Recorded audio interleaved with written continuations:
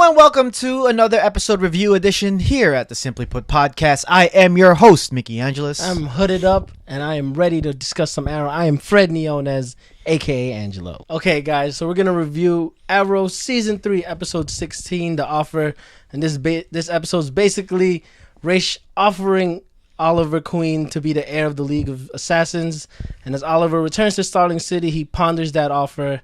And we get to see how the rest of the team reacts to this news. Yeah, so this episode was mildly entertaining. I found it to be not the worst, but definitely nowhere near the best episode of the season. The season has been falling for me lately, especially after not only the mid-season return, but also during the 2-week hiatus that it took.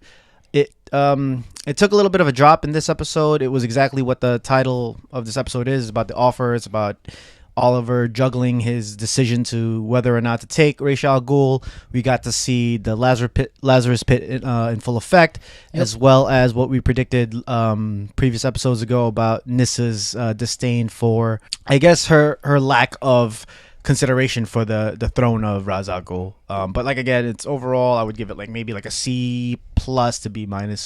Yeah, I totally agree with all your points, man. This season has been rocky at best. It's been up and down a lot. Yesterday's episode was basically a filler to me. They were just setting up for something big, which we saw at the end. And we actually got another offer, and that's Nissa offering to train Laurel how to fight. So there's something we could get kind of excited about. But yeah, it was an okay episode, but compared to the previous 2 episodes, season 3 has been a bummer.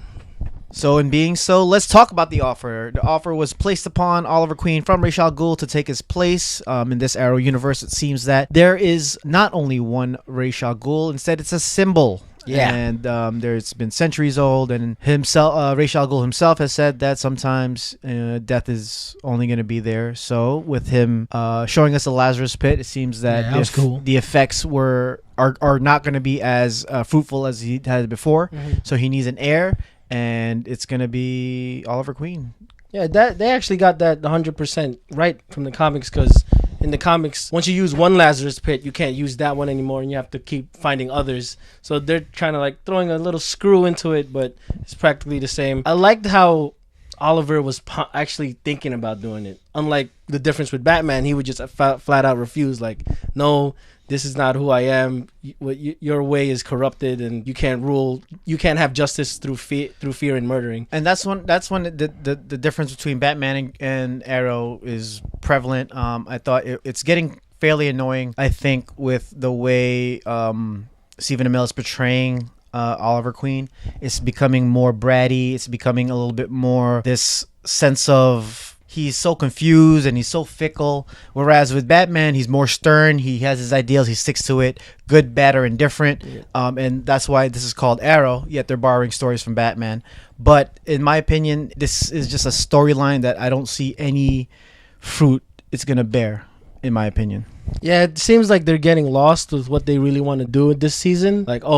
Sarah's death, we found out who the murderer is, but there's a higher evil. I guess that's Raish. And with that, it's confusing fans and casual fans as well, because we don't know where the story is going. What I did enjoy was how he was asking Felicity and Diggle, what did we really change? And Green Arrow in the comics, he's like an anarchist, so maybe they're showing him going towards more that way, and we're getting the real Green Arrow eventually, and not a Batman Green Arrow. And not only did we get an offer, we also got a prediction. Ra's al Ghul, while giving his offer to Oliver Queen, predicted what's going to happen in the future of the Arrow as far as him returning back without taking the mantle of the Eternal One, the head of the demon. Yeah. And it's all coming to fruition just the way it was spoken. It's about how his friends he's gonna die alone. His friends are not gonna be there for him, and the people who he holds dear, and he does this vigilanteism for, which is definitely not a word, will turn on him and call him a criminal,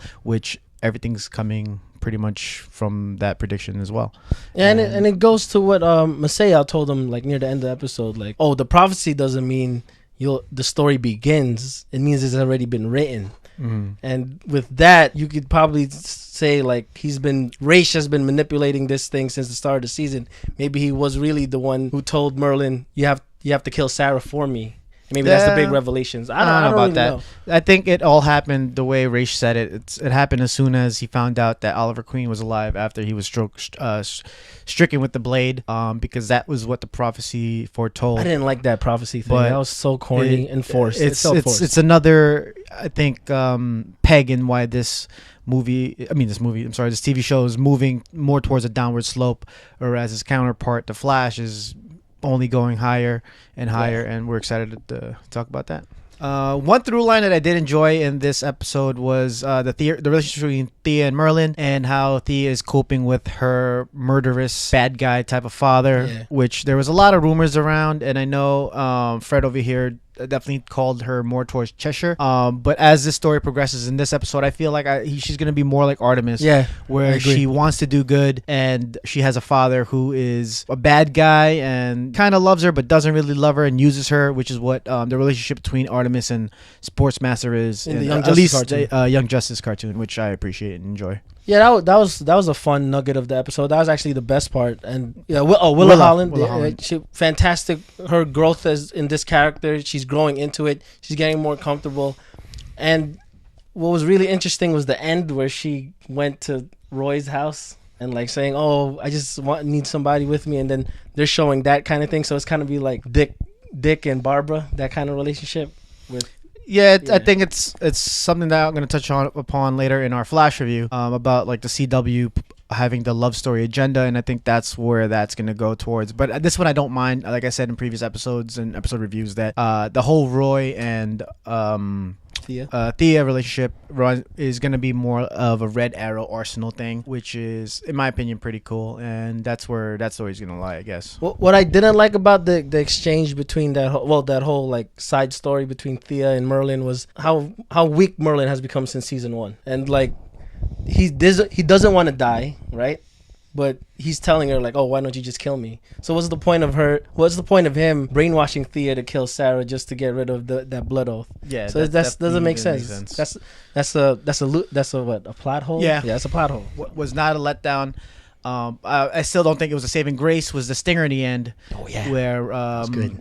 The gang gets together at the old hideout. The gang meaning the bad guys. And Murmur's crew. The arrow comes through, which you think is Oliver Queen, the Green Arrow, and starts killing dudes again. And we later find out that it's Ra's al Ghul pushing his prophecy forward and making the vigilante a criminal again, which gives Captain Lance more fuel to the fire to come take him down. And we're showing how ruthless Ra's is, or actually they're showing how ruthless Ra's can be to get what he wants. So that, this is a Ra's very different from the Liam Neeson, who's more methodical and like to attack like a chess player. This one is like, I'm gonna do what I have to do. Old Testament, taking guys' heads off, and that's very cool to see. But let's give it up to Matt Nable. I thought his performance as Ra's was very dominating, very intimidating in his stance, and very believable.